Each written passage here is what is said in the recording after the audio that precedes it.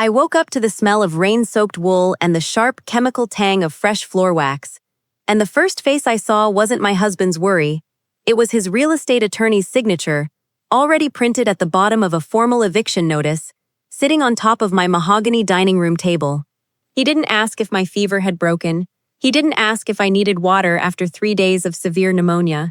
He laid a heavy black gel pen next to the paper and tapped the signature line twice. "You'll be sleeping on the street by 6 o'clock tomorrow evening, Clara," Julian said. His voice was as flat and polished as a marble slab. "The local locksmith is booked for 6:15 to rekey every exterior deadbolt. I've already signed the service agreement." He didn't look at my pale face or the bruise on my arm from the IV line I'd had removed at the clinic 4 hours earlier.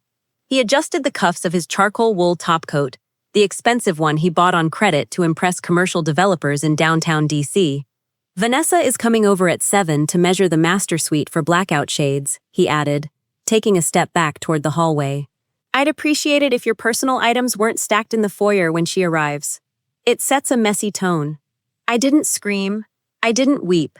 When you spend 15 years working as a senior title analyst and forensic land archivist, you learn that loud people are usually desperate managers, and quiet people are usually reviewing the deed history. I sat up straight, picked up my Earl Grey tea, took a slow sip, and looked him dead in the eye. He smiled. That performative, suburban charming smile he used on private lenders, and walked out, letting the heavy front door click shut behind him with the sharp, mechanical thud of a deadbolt sliding into place. What Julian Vance didn't know, what his cut-rate real estate lawyer in Fairfax didn't realize, and what his new girlfriend Vanessa certainly hadn't checked, was that Julian had spent 3 years boasting about owning this house. He had completely forgotten to check who owned the underlying ground lease, the access road, and the ancient tax lien that held the entire subdivision hostage. He had just served an eviction notice to his own landlord. To understand how a man can spend 6 years living in the same house with a woman and remain entirely blind to who she is, you have to understand the specific kind of blindness that comes with middle-tier ambition. Julian wasn't a criminal genius. He was a mid-level residential flipper who believed that confidence was a substitute for due diligence. When I met him 7 years ago at a zoning board meeting in Loudoun County, he was handsome, immaculate, and possessed an endless appetite for looking wealthy. He drove a leased European sedan that cost more than his office rent, and he talked constantly about asset leverage and portfolio density. I was a quiet land analyst for the Commonwealth Preservation Heritage Trust. My job wasn't about Instagram house reveals. It was about reading land grants written in iron gall ink from 1792, finding forgotten drainage easements, and resolving multi-million-dollar title disputes. When my maternal grandfather passed away 5 years into our relationship, he left me something that didn't show up on standard consumer credit reports.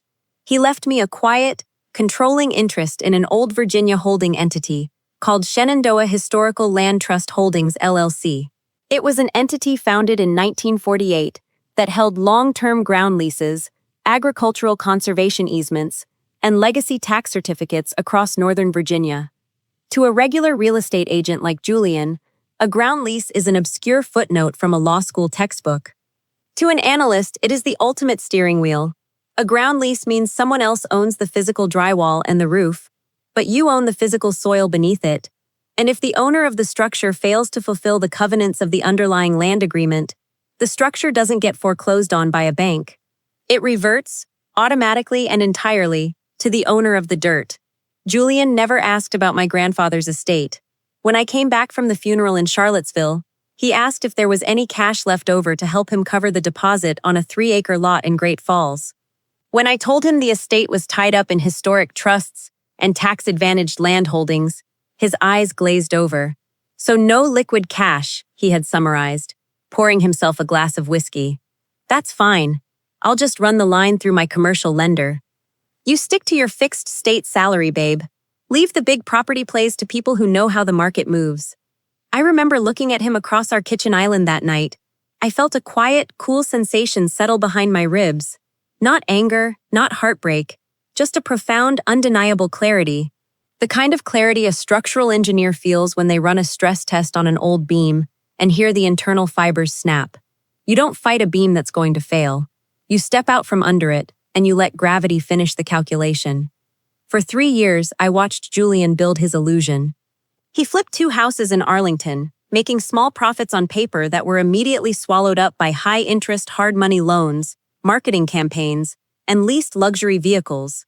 He loved standing in front of architectural renders, holding a Sharpie, explaining to contractors how he was going to transform the footprint. He never noticed that I didn't merge my bank accounts with his. When we moved into our home on Willow Ridge Lane, a rambling 4,000-square-foot brick colonial, built in the late 1970s, Julian insisted on handling the transaction alone. "I want my name on this, Clara," he told me at dinner one night, slicing his steak with aggressive precision. "My agency needs the prestige asset. If we put your name on the deed, it complicates my debt-to-income ratio with the private lenders. It just looks cleaner if I'm the primary guarantor. Are you sure you checked the title package thoroughly?" I asked him gently. "The covenants on those older Mercer partition lots can be unusual." Julian waved his fork at me dismissively. "Clara, please. Old Dominion Title does 500 closings a month. I don't need a lecture on historical survey notes. The title is clear, the insurance is bound, and I'm getting a discount because the regional manager plays golf with my broker." I didn't argue. What Julian didn't know, because he had refused to pay the extra $400 for a comprehensive 50-year historical search and opted instead for a standard 15-year fast-track search, was why the house had sat on the market for 18 months before the auction. The previous owners hadn't just defaulted on their mortgage. They had defaulted on a 99-year commercial ground lease established in 1931 by the Mercer estate. That ground lease had been bought, sold, and quietly rolled into Shenandoah Historical Land Trust Holdings, LLC, in November of 1988. When Julian bought the house at auction, he bought the improvements: the brick, the drywall, the pool in the backyard, and the $900,000 mortgage attached to them. But the land itself, the 4 acres of pristine Virginia dirt beneath those brick foundations, was leased ground. And the annual ground rent was $8,000, due on the 1st of October every single year, with an explicit covenant: failure to cure default within 30 days of written notice results in immediate, non-judicial forfeiture of all physical structures to the ground lessor. Julian had lived in the house for 3 years. He had never paid a single dollar of ground rent. Why? Because the invoices weren't sent to his flashy office in Reston. They were sent to the registered entity address listed in the Loudoun County land records, a post office box in Charlottesville, controlled entirely by me. I paid the underlying property taxes on the land every year from my trust account. I maintained the chain of title. Julian thought he was the sole owner of a $2 million estate. In reality, he was a squatter on land owned by a woman he treated like an unpaid administrative assistant. And then came Vanessa Cole, a junior kitchen designer he'd hired, whom he paid $12,000 a month out of a secondary hard money loan secured against the house. When I confronted him, not about Vanessa, but about taking on high-interest private debt at 14% interest, Julian looked at me with a cold, glassy disgust. "You don't understand leverage, Clara," he said, his voice dropping into that condescending, rhythmic tone he used with junior subcontractors. "You make $72,000 a year processing old state records. You don't get to sit at my island and audit my capital deployment. If you don't like how I manage my assets, you're welcome to take your clothes and find an apartment in Leesburg." That was the moment. It was that exact sentence. "You don't get to sit at my island and audit my capital deployment." I looked at the granite island. I looked at the floorboards beneath his designer shoes. "You're right, Julian," I said gently. "You know exactly what you're doing." 2 weeks later, the formal ground lease default notice was prepared by my corporate counsel in Charlottesville. It was a 3-page legal document detailing 3 consecutive years of unpaid ground rent, totaling $24,000 plus legal costs and interest. Under Virginia law, the notice was sent via certified mail to the property address. I signed for the letter myself at the front door, while Julian was in Richmond for a conference. I walked into my home office, logged it into the corporate ledger for Shenandoah LLC, stamped it with the official seal, and placed it inside my fireproof safe. The statutory 30-day cure period began the moment my pen touched the receipt pad. Day 1 was August 12th. Day 30 was September 11th. On September 12th at 12:01 a.m., under Clause 14 of the Mercer Covenant, the default became incurable.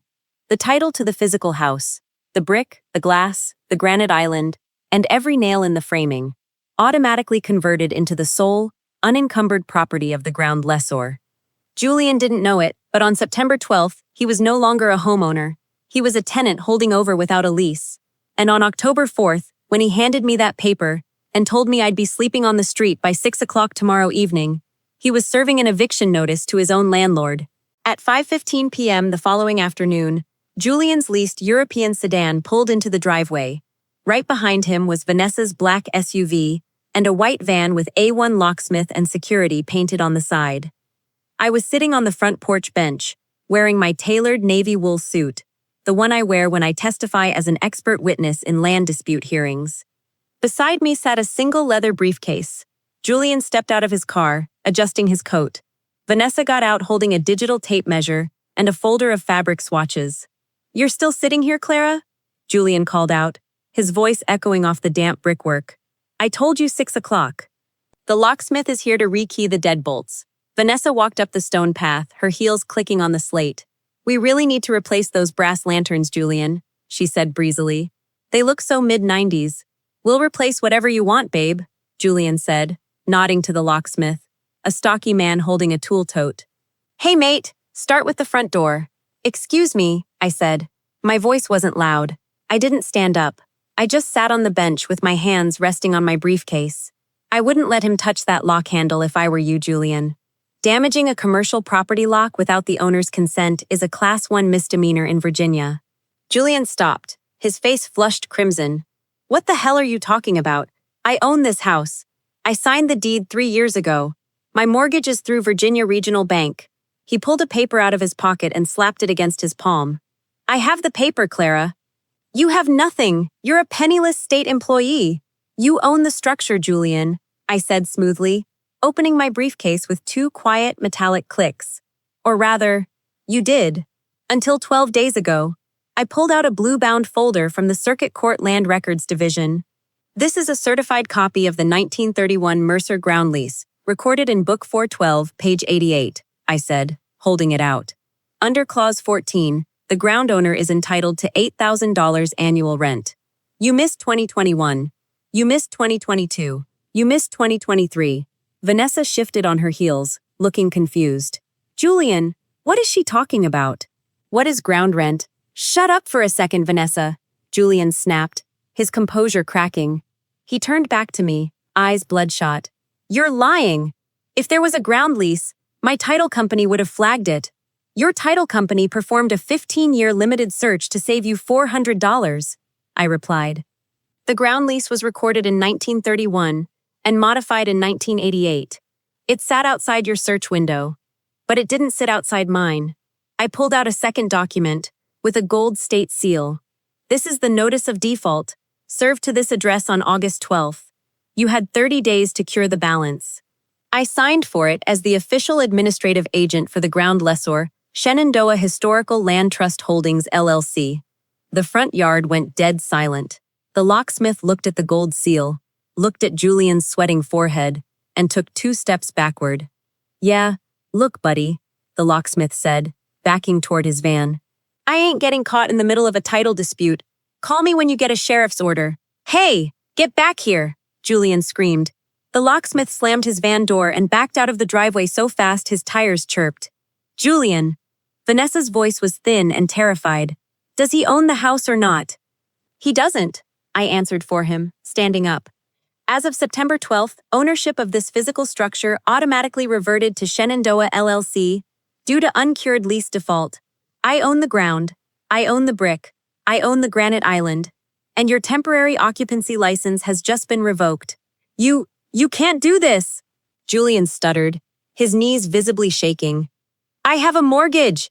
Virginia Regional Bank has a lien on this building." "Then I suggest you call Virginia Regional Bank tomorrow morning and explain to their senior risk officer that the collateral securing your $900,000 loan no longer belongs to you," I said. "I'm sure they'll be very understanding." The collapse was total. By 6:30 p.m., my corporate attorney arrived, accompanied by 2 uniformed Loudoun County Sheriff's deputies. Under Virginia self-help repossession laws for ground leases, the owner has the immediate right to secure the premises once forfeiture is recorded. Vanessa left first, slamming her SUV tailgate and driving away without looking back at Julian once. The deputies gave Julian 15 minutes to clear his personal effects. He didn't have cardboard boxes this time. He loaded black plastic trash bags stuffed with his suits and golf clubs into the trunk of his car.